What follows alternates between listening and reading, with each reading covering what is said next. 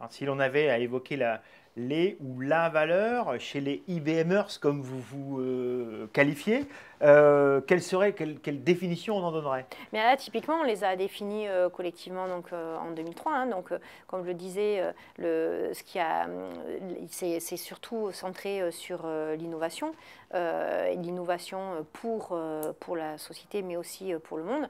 Bien sûr sur les clients, mais aussi sur la confiance que l'on va mettre dans toutes les relations. Et donc, typiquement, ce MOOC, encore une fois, hein, est une illustration parfaite du fait que cette capacité à transmettre ce qui nous anime et nos convictions, c'est quelque chose qui est encouragé, qui fait partie de nos valeurs.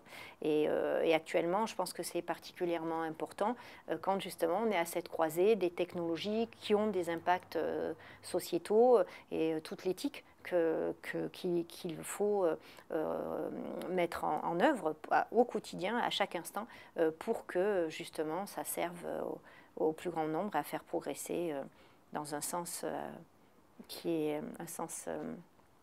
le mieux pour le plus grand monde. Alors, on ne pouvait pas, venant ici, ne pas évoquer Watson, dont on parle beaucoup depuis un projet, en fait, on va dire, le projet d'intelligence artificielle d'IBM. On en a entendu parler par rapport à la médecine, mais il me semble-t-il, ça peut être utilisé cette plateforme dans quantité de domaines et d'expertise. L'IA aujourd'hui, on a toujours un petit peu cette peur ancienne d'ailleurs de la science-fiction, sans doute d'être remplacée. Vous utilisez beaucoup plus le terme d'augmentation ou d'assistance que de remplacement. Absolument, absolument. Oui, si on refait un petit peu l'histoire de Watson, donc historiquement, c'est venu avec le jeu Jeopardy, qui est un jeu plutôt effectivement anglo-saxon. L'équivalent ici, ça serait en France de Question pour un champion. En fait, l'idée, c'était l'idée de ce jeu qui est très très très populaire aux États-Unis, c'est de dire d'arriver à découvrir la question, de proposer la question qui est inhérente à la définition qui vient d'être donnée. Et donc, une machine avait été construite pour précisément jouer à ce jeu-là et a eu des succès qui arrivaient effectivement à reformuler, à trouver la question qui correspondait à la définition qui venait d'être énoncée. Et quand on réfléchit à ce que ça met en œuvre, c'est pour ça qu'on parle d'intelligence artificielle, en tout cas à ce moment-là. On parle vraiment de processus cognitifs. C'est-à-dire que là, nous sommes en train d'échanger tous les deux. À chaque instant, la plasticité de notre cerveau va nous permettre d'adapter ce qu'on est en train de se dire. On a reformulé des questions, etc. etc. On est évidemment à des années-lumière de faire la même chose avec les machines, et c'était pas et ce dont on est en train de parler là, c'est déjà d'avoir parmi un corpus de textes, de pouvoir identifier ce dont on parle, ce qui est déjà pas mal. Et donc, poussé par ces belles réussites-là, les premières applications qui ont été faites, effectivement, ont été dans le domaine de la santé, et en particulier de la recherche du cancer, et plus particulièrement des traitements, en fait, parce que là, pour le coup, c'est vraiment un domaine de connaissance qui est immense.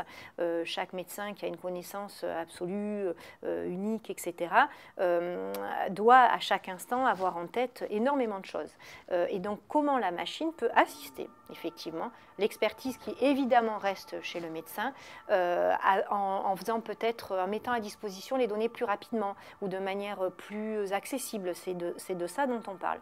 Et ensuite, poussé encore par ces succès-là, eh bien, toutes les industries ont pu bénéficier de ce genre d'approche-là. Et donc concrètement aujourd'hui, Watson, ça se décline, tout à l'heure je parlais dans la paume de ma main, c'est vraiment ça, et c'est aussi dans le cloud d'IBM, en plein de petits services, donc par exemple de reconnaissance d'images, de traduction de texte, d'analyse de sentiments. Alors quand on dit de sentiments, c'est quand on emploie certains mots, de savoir si on est plutôt agacé ou plutôt content, etc. Ça sert par exemple dans les agents conversationnels. Mais d'avoir découpé cette technologie-là, c'est pour moi encore une fois la quintessence de comment une culture d'innovation numérique peut servir au plus grand nombre. Et donc aujourd'hui, Watson, effectivement, c'est une plateforme qui est bien sûr dédié à ceux qui ont été formés pour traiter la donnée, qui ont fait des écoles d'ingénieurs, des diplômes universitaires, etc., mais pas uniquement. Ça sert aussi à ceux qui font des métiers qui ne sont pas du tout technologiques, et c'est toute la puissance aussi de cette réflexion-là, et aussi, on l'espère, à ceux qui veulent justement construire des solutions qui seront utiles pour résoldre leurs problématiques. Par exemple, en passant par le design thinking, pour être bien sûr que ça réponde à des besoins concrets. Alors à Y, j'aime bien l'idée, le terme, c'est le yo-yo, cette idée de va-et-vient, cette idée peut-être aussi d'ailleurs où on peut se tromper. Concrètement, le symbole de l'innovation, on peut dire, de l'innovation continue, de l'innovation numérique, qui est donc facilitée par l'accès à chaque instant et avec beaucoup de moyens différents à l'information, c'est vraiment le signe de l'infini, comme ça. Et ce yo-yo, qui serait donc horizontal en l'occurrence, permet à chaque instant de se dire, OK, on en est là, mais on va pouvoir revenir, etc. Et ça libère encore une fois cette capacité, là on est dans l'innovation, on reste dans ce domaine-là, de pouvoir à chaque instant avoir des idées nouvelles,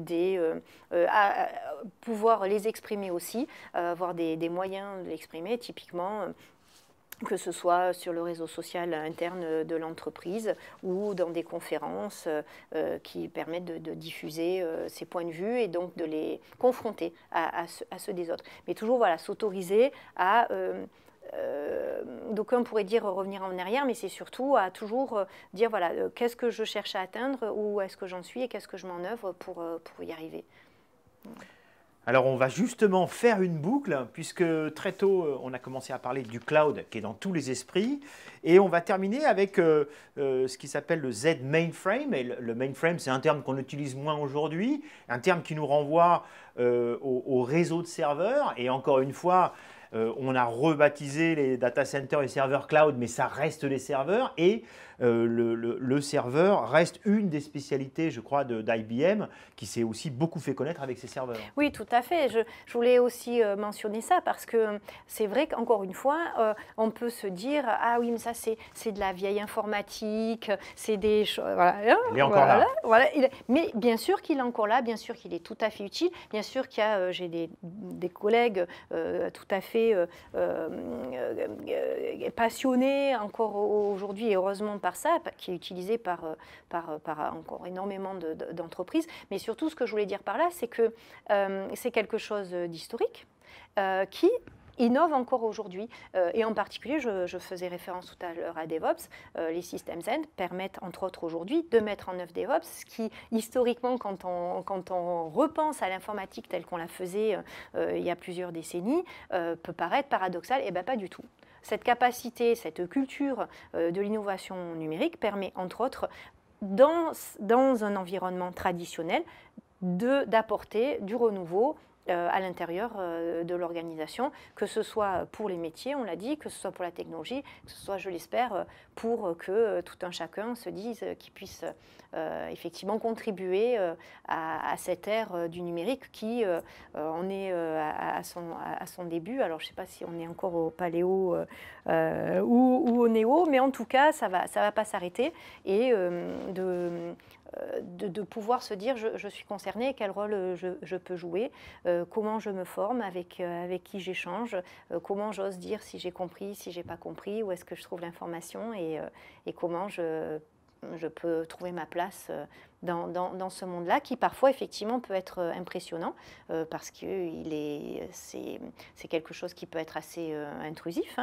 les téléphones qui sonnent, les mails qui arrivent, etc., les courriers électroniques, mais pour autant ça existe, et chacun peut être acteur de cette transformation-là, si tant est qu'on ait envie effectivement de se dire que c'est possible et qu'on ose en fait le faire. Alors on arrive au terme de cet abécédaire, et soyons agiles, inventons un 27e caractère. Qu'est-ce que l'on qualifie ensemble ici, en s'en amusant, de questions secrètes? Et là, vous pouvez regarder les deux caméras qui sont face à vous, où on demande en général à nos experts, et aujourd'hui c'est vous, Florence Tressol, si vous aviez aujourd'hui un seul et unique conseil à donner, que ce soit à quelqu'un qui arrive ici, sa première matinée au département R&D, passant par la salle Design Thinking, que ce soit à un IBMer, c'est un non-IBMer, c'est un user, hein, puisqu'on parlait tout à l'heure de user-centered, que ce soit par rapport à la data ou l'intelligence, qu'est-ce qui vous passe maintenant par la tête? Quel serait le conseil ou la phrase ou l'idée qui vous permettrait de conclure maintenant? Merci. Alors effectivement, je confirme, c'est une surprise. Clairement, l'enthousiasme. Garder toujours son enthousiasme en bandoulière, comme j'aime bien dire, hein, parce que tant qu'on est en capacité effectivement de se faire confiance, de faire confiance à autrui, de pouvoir à la fois connaître ses propres capacités, ses propres limites, de savoir où trouver l'information et de savoir comment progresser, je pense qu'il y a encore de très très belles choses à faire et pour moi, c'est l'enthousiasme qui peut nous porter. Donc oui, cultiver l'enthousiasme. J'aime votre enthousiasme et votre audace. On a commencé par l'audace. Merci beaucoup. Merci à vous. Florence, merci.